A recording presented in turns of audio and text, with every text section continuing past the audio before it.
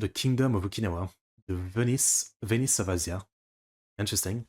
Venice known for, well, one thing is probably like shipping and export and stuff like that, right?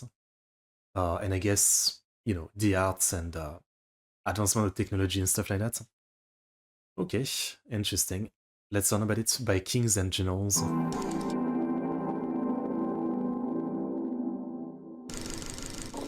Hidden in the azure vastness of the East China Sea is a chain of tiny islands whose diminutive size conceals a massive impact on world history. It is. In the west, the subtropical climes of the Ryukyu Isles are known primarily as the birthplace of karate and the site of the bloodiest battle ever fought between the United States of America and the Empire of Japan. Yes, Today, this archipelago is fully integrated into the modern Japanese nation-state. Yet the natives of Ryukyu are a unique indigenous population who stand apart from mainstream Japanese society with their own languages, traditions, and historically one of the most dynamic maritime trade empires in Asian history. In this video, we will explore the storied past of these remarkable ocean-going peoples, focusing on the Ryukyu Kingdom and its golden age at the crossroads of maritime Asia. That trade carries on even today, and we have delicious proof of this coming from our sponsor, Tokyo Treat and Sakura Co. Unique monthly snack boxes shipped from Japan, packed with items rarely available to the rest of the world. This month's Tokyo Treat box is Okinawa seaside snacking, featuring the summer specialities of Okinawa Island. That means Okinawa potato chinsuko, chilled hiyashi ramen, kamisen senbei, and loads more. There's a similar selection of modern Japanese specialities available in your Tokyo Treat box every month, featuring special items only available seasonally or only available in Japan, including limited runs of familiar items like Sakura Pepsi or Sake Kit Kats. But if you want something more traditional, there's also Sakura Co., who focus on artisan snacks and teas with a long history in Japan. This month you'll get the Heritage of Nikko box, which features snacks from the long history of UNESCO World Heritage Site Nikko City, such as Hinohikari Senbei and Nikko Rusk that pairs perfectly with 88th Night Shinchan tea. Sakura Co boxes also come with a delightful piece of tableware. This month, you get a traditional wrapping cloth, the patchwork furoshiki, used for decorating or storing other items, or even yourself. And both boxes come with booklets that explain the culture surrounding each item you get and other facets of the monthly theme. So you can learn a few things as you enjoy your curated snacking experience. It depends on the price, but to get either or both of these monthly boxes delivered straight to your door, use our link in the description to set up your Tokyo Treat or Sakura Co subscriptions, and then wait for the good stuff to come to you. Thank you. The Ryukyu's islands form a thin cluster of small land masses stretching from Kyushu to Taiwan, with Okinawa being the largest and most populated in the chain. Today, the Ryukyus are part of Japan's Kagoshima and Okinawa prefectures. However, their native peoples are of different ethnic stock than the Yamato people of mainland Japan. At least 6 unique languages are spoken across the Ryukyu archipelago, such as Amami, Kunigani, Okinawan, Mikayo, Yaeyama, and Yonaguni. The only one I somewhat know is Okinawan because in anime, it's not rare to have a Okinawan character, and it's always almost like a joke of the character don't fully understand what they say. But like that saying, it's a non-kurunaisa, I think. Yeah, non-kurunaisa. Something about I forget what it is exactly, like everything will be good or everything will be alright, something like that. All mutually unintelligible with standard Japanese. For many centuries, the histories of Japan and the Ryukyus traveled down separate paths. Unlike the traditionally inward-facing shoguns of Japan, the kings of Ryukyu built their civilization on long-distance maritime trade, resulting in a vibrantly cosmopolitan society born from a heavy heaping of imperial Chinese grandeur, a coating of Japanese feudal grace, and a dash of spice from far-off lands like Malacca and Java. Inversely, the cultural contribution of the Ryukyus on the world stage is considerable, especially in the traditional martial arts. What do Ralph Macchio in The Karate Kid, Bruce Lee in Fists of Fury, and 3 out of 4 Ninja Turtles have in common? They all employ weaponry or combat forms originating on Okinawa. I had no idea. Like, obviously, now Okinawa is part of Japan, so technically it's right. But yeah, you always hear like karate is from Japan, but Not specifically Okinawa, at least I never specifically heard that. We will elaborate on that near the end of this video, but first, let us dial the clock back and start our march through Ryuku's storied past from the very beginning. The origins of the Ryukyuan peoples are shrouded in the mists of prehistory. Their earliest ancestors likely shared much of their ancestry with the Jomon and Yayoi peoples of prehistoric Japan, and spoke the Proto-Japonic language. Over many centuries, this archaic tongue split down multiple evolutionary paths. I'm leaving the subzone even though it's hiding the info box a little bit. With the speech of the southern islands It's easier to eventually understand with the becoming subs. unintelligible to the old Japanese that developed on the mainland. The climate of the Ryukyus is harsh, a land of dense jungles and rocky mountains regularly battered upon by vicious typhoons. Due to this unforgiving environment, Sounds like the Japan. islands remained in the prehistoric Stone Age for far longer than the Japanese mainland.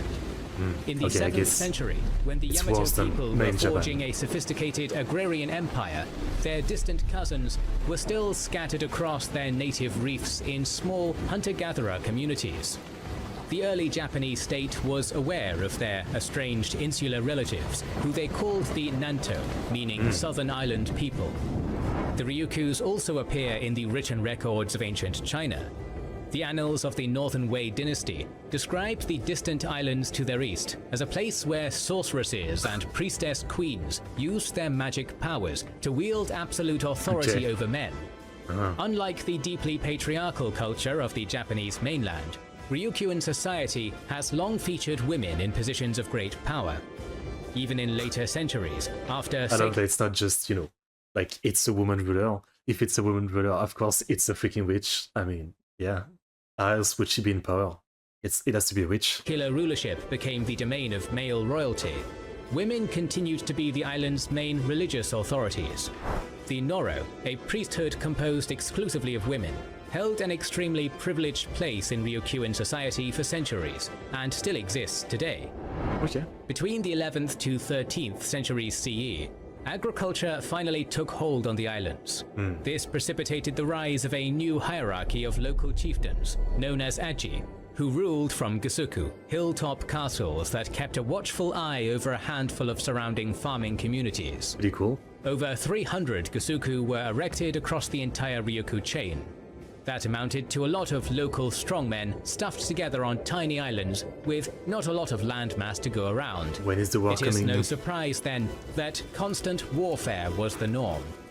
By the early 14th century, the Aji of Okinawa Island had been consolidated into a trio of loose-knit tribal confederations, Nanzan, Chuzan, and Hokkuzan.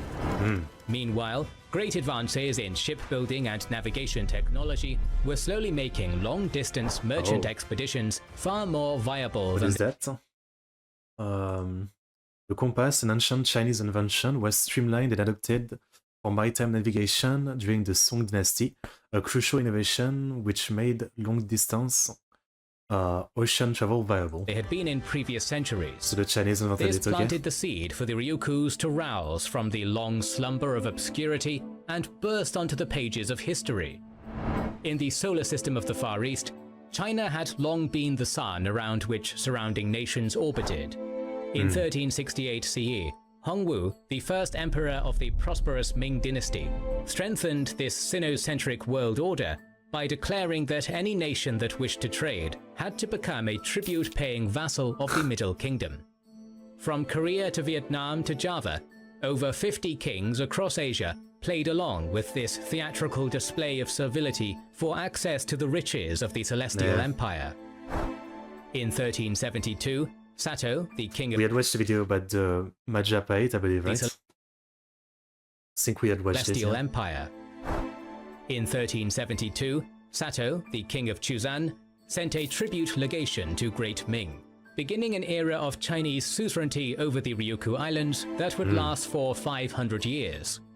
As it happened, the Okinawans were in a perfect geographical position to benefit from subservient cooperation with China, for Sure. the Ming Empire was in need of an intermediary to springboard its sea-bound commercial missions to its tributaries located further across the sea. Thus, the Ryukyuans became key middlemen in an extremely lucrative trade network, connecting China with exotic locales like Champa, Khmer, Siam, and Java. Okinawa's propulsion into international relevance coincided with its unification. In 1416, Shohashi, the king of Chuzan, conquered Hokusan, and in 1429, Nanzan followed. To secure the legitimacy of these annexations, Hashi sought official recognition from the imperial court at Nanjing, which he promptly received. Okay. In the following decades, Shohashi and his successors took to the seas, conquering the many Gusuku of Yaeyama, Mikayo, Amami, and all the other inhabited islands of the archipelago. For the first time in history, the Ryukyu Islands were unified under the rule of one state, the Ryukyu Kingdom, a polity which would endure for over 400 years. In the halls of Shuri Castle, there once hung a magnificent bronze bell. Cast in 1458 during the reign of King Sho Taikyu, it features an inscription which reads as follows: "The land of Ryukyu is a lovely place in the South Seas, an admirer of Korea's excellence, cheek to jaw with China, close as lips and teeth with Japan." Cheek to jaw with China. Okay. This legendary island evokes admiration in its neighbors. Traveling by ship, its peoples form a bridge between many countries, filling its temples with the most precious goods and exotic products of foreign lands. This sounds like a bit of an awkward Google Map description of a location made by a grandma. At the height of its power, the Ryukyu Kingdom was a far eastern parallel to the merchant Republic of Venice, barely visible on a map, yet a leviathan of mercantile dominance at sea. During the reign of the Shou dynasty, Shuri Castle, the royal seat of the kingdom, was transformed into a regal palace in the Chinese style, a visual testament to the Ryukyu Kingdom's commitment to emulating the opulence of the Celestial Empire. Although the kingdom's aristocracy took the majority of its cultural cues from Ming China, they adopted much from their other longtime trading partners too. The monks of Japan and Korea led the way in popularizing the Buddhist faith in the archipelago, with the grand temples of Enkakuji serving as the legacy of their contribution to Ryukyu's religious tapestry. Meanwhile, a pair of dragon pillars found at the entrance of the royal castle and modeled after similar structures found in Cambodia and Thailand indicate the intimate impact that the vibrant cultures of Southeast Asia had on the Ryukyuan social fabric. That's kind of cool. I like that. And they were basically just, very open to just taking the good ideas and the good things from the different culture around them, rather than just be, kind of locked in. We have our own culture and that's it. They just took what they liked from different culture and just mixed and mashed it together. I like that. The royal line of Ryukyu was full of many wild personalities. King Shotoku, for example, was a swashbuckling pirate king who spent his royal tenure as a seaborne corsair. He was known for being an early adopter of gunpowder weaponry imported from China, and for being a devotee of Hachiman, the Shinto god of war. During his reign, he took up the Mitsudomoe of Hachiman as his personal banner, a symbol which became the royal crest of the kingdom. However, the greatest king of Ryukyu is unanimously considered to be Shoshin, the third monarch of the second Shou dynasty. Before his reign, regional Aji still held considerable power, and the royal court often had to contend with uprisings launched by these agitated local warlords. Shin addressed this issue by coaxing the Aji to come live at the royal castle at Shuri, where he lavished them with material luxury and social prestige, then confiscated their weapons. This effectively declawed the tigers prowling the countryside by turning them into pampered house cats. That's the way to do it. In their place, the islands were now administered by a properly centralized royal government, helmed by a caste of scholar bureaucrats educated in Chinese political philosophies. Next on Shoshin's list of things to consolidate under state authority was religious life. Of course. For many centuries, the Noro priestesses had wielded massive influence over the rural peasantry. To bring these shamanesses into the fold, Shoshin established the institution of the Kikoe Ogimi, or High Priestess, to serve as a temporal leader of the Noro. Okay, so the this role again, of the Kikoe Ogimi was them reserved for a woman of the royal family, anchoring the island's ancient matriarchal cult to the royal line. Shoshin's reign also presided over a golden age of literature and poetry in the indigenous Okinawan tongue, a testament to the fact that although the Ryukyu kingdom was a melting pot of cultural influence from all over Asia, its rulers never lost sight of their own indigenous faith, language, and customs. That's cool. While the Ryukyuan kingdom was coasting through its golden age, the Empire of Japan had been in a state of political anarchy, but by 1603, the land of the rising sun had been permanently glued back together. When Shogun Tokugawa Ieyasu finished his unification of the land of the gods, events leading up to a Japanese invasion of the Ryukyu kingdom were well underway. Back in 1592, when Ieyasu's predecessor, Toyotomi Hideyoshi, had been planning a grand conquest of Korea and China, he demanded that the Ryukyuans send troops to bolster his invasion force. Not only had the reigning king, Shōnei, refused, but yeah, what would you even ask? Like, at this point, they had been allied with the Chinese for hundreds of years, so why would the guy think that would even work asking that? Interesting though, interesting. Like when you look at the map especially, like yeah, like all those tiny islands are really tiny, even compared to Japan, which, you know, in the grand scheme of things is always seen as a tiny country, right? And yet, yeah, they want Okinawa and everything because I guess, yeah, they were actually, even though tiny, they were a pretty great kingdom with a lot of resource and a lot of stuff. He also warned the Ming Emperor of Hideyoshi's invasion plans. Despite the fact that Ryukyu was a Chinese tributary, the rulers of Japan had always considered their estranged island cousins to be within their sphere of influence. Okay. Therefore, this defiance was a sting to samurai pride and increased the shogunate's resolve to bring the defiant Nanto into the fold. The Japanese Bakufu also saw the Ryukyu Islands as potential backdoor access to the riches of the Middle Kingdom. When the Tokugawa regime came to power, they inherited a dismal relationship with Ming China. Throughout the 1400s and 1500s, Japan-based pirates had devastated the Chinese coastline. Japanese samurai had trashed a Chinese Toyotomi also asked Korea to just let a couple 100,000 of his soldiers to march to China. That's surprising he asked the Ryukyuan. Okay, fair enough. I guess it's that entitlement of, you know, like really believing like you are so great and, you know, nothing will stop you, I guess. city over a trade dispute, and, oh right, a Japanese... By the way, I see Korea is just called Goried? Is that what it was called? Goried? But he did say Korea a few times, so was it also called Korea at the time? Dictator had tried to invade China through Korea. All this had understandably compelled the imperial court at Nanjing to cut off formal relations with Japan, severely limiting Japanese access to Chinese goods. In contrast, Chinese relations with neighboring Ryukyu remained peachy keen. So, schemed the Tokugawa Bakufu, if Nippon could somehow seize control over the Ryukyu kingdom, without disrupting the island nation's status as a trading partner of the Chinese Empire, then the islands could essentially be used as a geopolitical money laundering scheme to illicitly funnel Chinese wealth onto Japanese shores. I see. In the year 1609, Shogun Toyotomi Hidetada charged his vassals, the Shimazu clan of Satsuma Domain, with the task of subjugating the royal house of Sho. Being located on the southern tip of Kyushu Isle, the Shimazu had long been both a regular trading partner and a fierce political rival of the Okinawan domain, making them intimately familiar with their enemy. I see. Moreover, the samurai levies of the Satsuma domain were a battle-hardened bunch, many of whom were veterans of... The Satsuma is the same Satsuma that leads the Satsuma rebellion like a couple hundred years later, right? Like the last stand of the samurai against the, you know, the change of the country and basically the abolition of the samurai, right? I'm pretty sure it's the same Satsuma, yeah. Hideyoshi's invasion of Korea.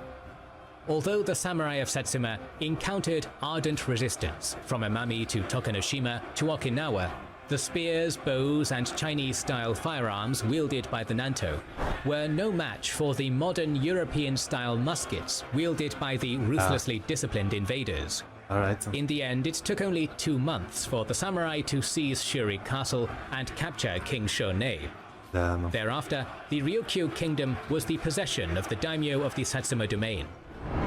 As we recall, one of the main reasons that Edo had greenlit this invasion Japan also gained a ton of naval experience fighting Korea. Not surprising they succeeded there. Okay. Was to use the Ryokyus to sneak Chinese products into Japan.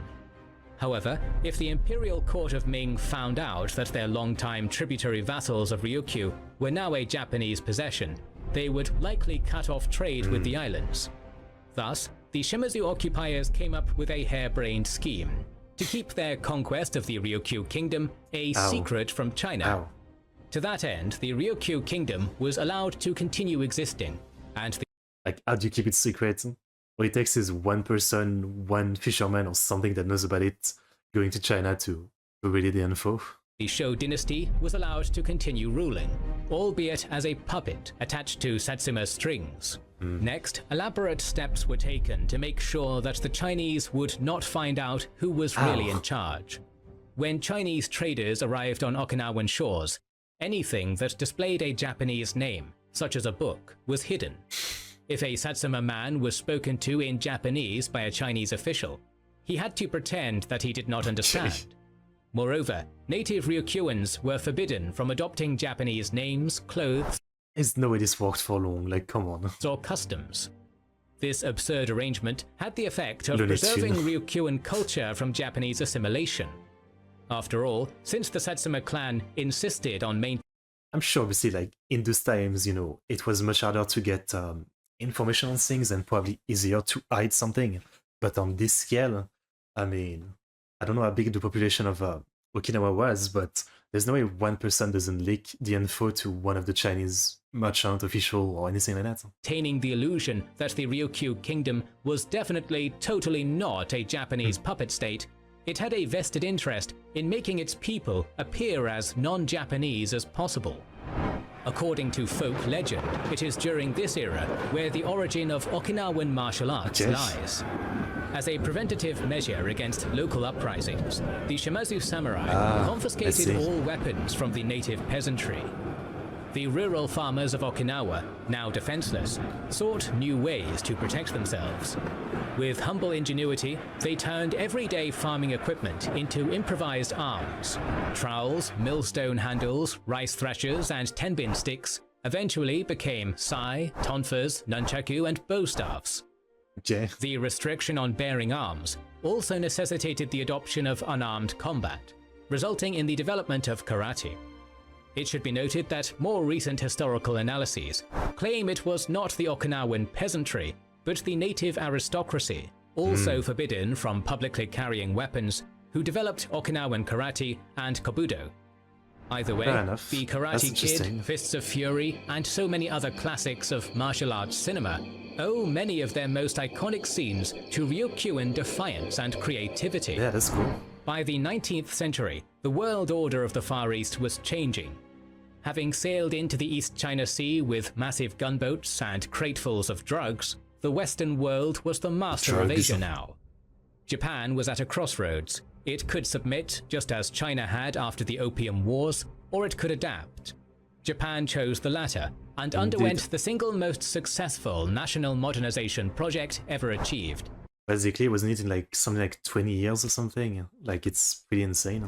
As the Meiji government abolished the country's feudal domains and placed them in the hands of the central government, they began to look upon the Ryukyu kingdom as nothing more than an antiquated relic which had to be brought into the modern age. This came to fruition in 1879, when the Ryukyu kingdom was dismantled and its territories were fully incorporated into the Empire of Japan. The following decades were hard times for the Ryukyuan people, who were turned into second-class citizens in their own ancient homeland. Meaningful government positions on the islands were reserved for mainland Japanese, and native Ryukyuan culture and languages were suppressed. Non-Japanese... It's not surprising, like, from like from around that time too, obviously, like, World War II, Japan was, you know, trying to conquer everything, right? Like, yeah, just be the king of everything, basically. Influences on Ryukyuan society underwent forced erasure, while the native Noro priestesshood was forced to assimilate into a standardized form of the Shinto faith mandated by the imperial government. It's messed up. In state-sponsored schools, Ryukyuans were forced to speak only standard Japanese, It's messed up. and students caught using a native Ryukyuan language were forced to wear a dialect card around their neck as a form of public humiliation. The Imperial Japanese... I mean, is that really humiliating? I don't know what's right on it, but like, if it just says like, he spoke in his native language, yeah, I mean, humiliate me all you want. I'm very humiliated. Thank you. Yeah. His occupation of the Ryokyus came to a head in 1945, when a certain sleeping giant, filled with Yes. terrible resolve after an incident at Pearl Harbor, arrived upon their shores.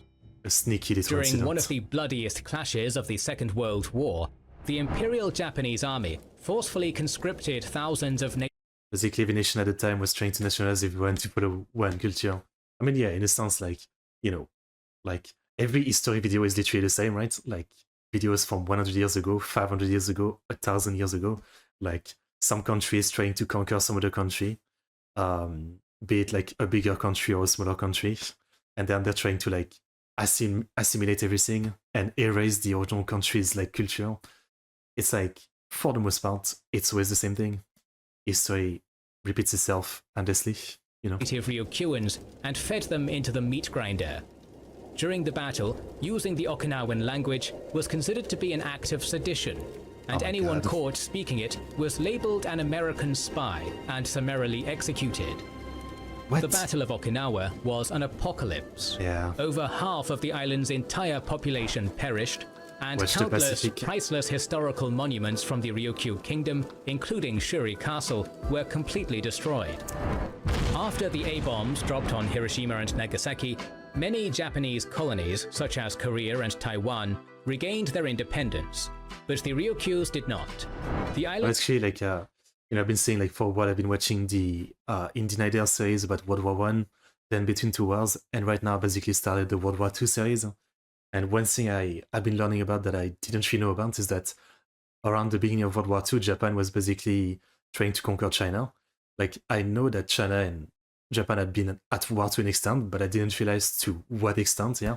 Like, in 39 and early 40s, I guess, yeah, Japan was, you know, pretty deep into China trying to conquer it all. Really crazy stuff. were administered by a United States civil administration until 1972, after which they were returned to Japan, to whom they belong to this day. Today, the lasting damage of over a century of forced assimilation has taken its toll on the Ryukyuan people, most of whom speak only standard Japanese rather than their indigenous tongues. Yeah. However, despite their many tribulations, the modern peoples of Okinawa, Yaeyama, Mikayo, Amami, and all the other inhabited islands of this storied archipelago have held true to their unique cultural identities. Thus, in a fully democratized Japanese nation, slowly becoming more receptive to protecting the cultures of its indigenous peoples, there exists a future for the Ryukyuan people. Very slowly, like I literally watched a video recently about how the Ainu, you know, the Ainu from Hokkaido, indigenous from Hokkaido, are not really treated well even to this day. Does French education not cover much of the Pacific theater at all? I mean, it's, you know, I've said many times, but I was a terrible student in school. I did not care about any subject, even history, so that's probably why. Like, I barely learned any history in school because I wasn't listening. I didn't care at the time. Like, I've only gotten interested in history over the last couple of years with YouTube, basically. So yeah, frankly, I knew not much of anything about World War One, Two, or anything until recently. Yeah, like I'm kind of learning now. I'm sure it's taught in school, but you know, again, I couldn't tell you since I wasn't listening back in those days. Where their songs are still sung, their customs still practiced, and the legacy of their kingdom, a mercantile juggernaut at the crossroads of Asia, is kept alive. More videos on the history of East Asia are on the way, so Very make sure you interesting. are subscribed and have pressed the bell button. Please All right. consider liking, commenting, and sharing. It helps immensely. Our video I'm liking and I'm commenting. Really interesting. Really interesting. I would never think, obviously, like Okinawa and the Tiny Islands have like this much history. Well, this much important history. Like in my head, it's like, you know, they're just very tiny island part of the overall Japan. like sphere, right? So outside of yeah, like World War II madness, I never thought they would have yeah, such a like a self, you know, a self-determined like history for so long with so much big interesting stuff happening, I guess. So very interesting, yeah. Very something I had no idea about, and very interesting. Here's the link. Yeah. Very interesting. Um, it is from Okinawa, right? The what I was saying earlier, like non-kuru naisa. Let me check. Okinawa non-kuru naisa. Yeah, here we go. Non-kuru naisa. Um, yeah, it's basically like something you often see in anime when there's an Okinawa character. It's like a saying, non-kuru naisa. It's basically like don't worry, be happy. Yeah, that's like the one thing I really know. Non-kuru naisa. There's an anime I recommend. It's about basically a bunch of young people running an aquarium in Okinawa. It's called um, Aquatope something. Oh yeah, Shido Sunano Aquatope. The Aquatope on White Sun. It's a PA work show. So it's about like young people working like Sakura Quest and Shirobako, the genre that they're really good at. And yeah, it's about like a bunch of people working at an aquarium in Okinawa. It has quite a bit about like Okinawan culture, even though it's mostly about running an aquarium. And yeah, it's a pretty good show. It's a pretty good show. I recommend it. Okay, so yeah, very interesting video. I liked it.